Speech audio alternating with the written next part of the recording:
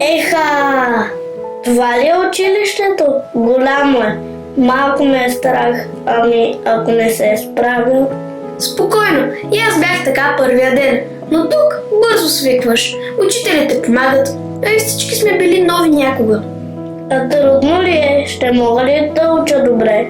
Ако се стараеш, да. Знаеш ли, нашето училище има винаги чудесни резултати от НВО. По български и математика сме на първите места в града и областта. И вече ще учим само на една смяна. Това означава, че учим сутрин, а след обед се подготвяме за следващия ден.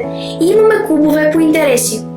Учителите ни подготвят страхотно и винаги ни помагат, когато нещо не разбираме. Ако пък ти е тъжно или трудно, можеш да поговориш с нашите специални учители, психолози, логопеди.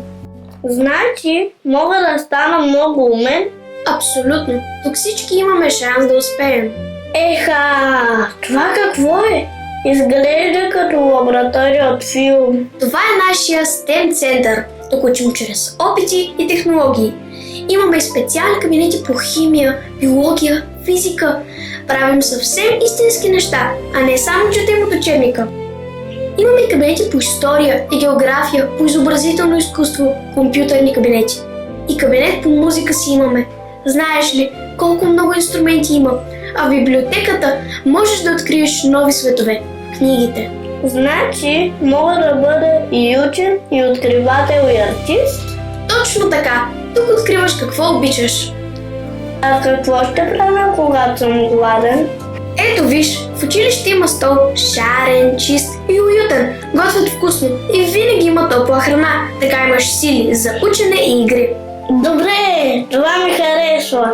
А ако искам да играя и да тичам, не искам само да стоя на чина. О, тук спортуваме много. Имаме много спортни отбори и спортни клубове. Карате, футбол, волейбол.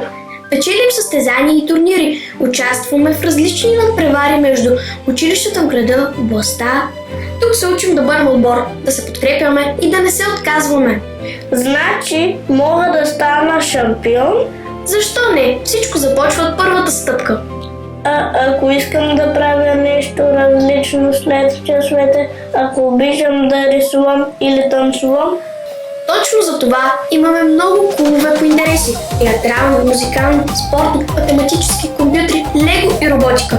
По китайски даже имаме клуб. Четвъртокласниците и седмокласниците посещават клубове и по български, и по математика, за да се подготвят още по-добре за изпитите в края на годината. Значи мога да бъда и артист и ученик? Можеш да бъдеш всичко, което поискаш. Май вече не ме е страх. Наистина нямам търпение да започна. Към днешна дата аз съм изключително удовлетворена, спокойна и щастлива, дори бих казала, от своя избор, защото е щастливо нашето дете. То все още всяка сутрин тръгва с усмивка, с нетърпение и огромното желание да влезе първо в клас и също така с усмивка всеки след обед я прибираме от училище. Казвам се Залия Иванова и съм архитект и преподавател в Глазго. В момента работя към една от по-големите архитектурни фирми в Великобритания и се занимавам главно с дизайна и строежа на нови училищни сгради. Началото на моят академичен път започна в основно училище Свети Патриарх Евтимий, където имах късмета да попадна на изключително професионален екип от преподаватели. Именно те ме научиха да гледам към света с внимание към детайлите и любознателност. Тези две умения всъщност се оказаха в сърцето на моята архитектурна практика.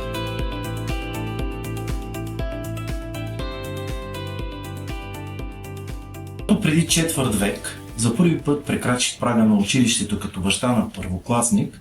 Освен вълнението от първия учебен ден, си задавах и въпроса: направих ли правилния избор за първото училище на моето дете? 2 години по-късно, когато отново доведох първокласник в Патриарх Евтимий, знаех, че съм направил правилния избор и този въпрос не ме вълнуваше. 25 години по-късно продължавам да обичам и уважавам училището, което даде основата на моята. Тук можеш да бъдеш всичко, което поискаш. Точно така. Тук можеш да бъдеш откривател, шампион, артист Приятел! Нашата мярка ще бъде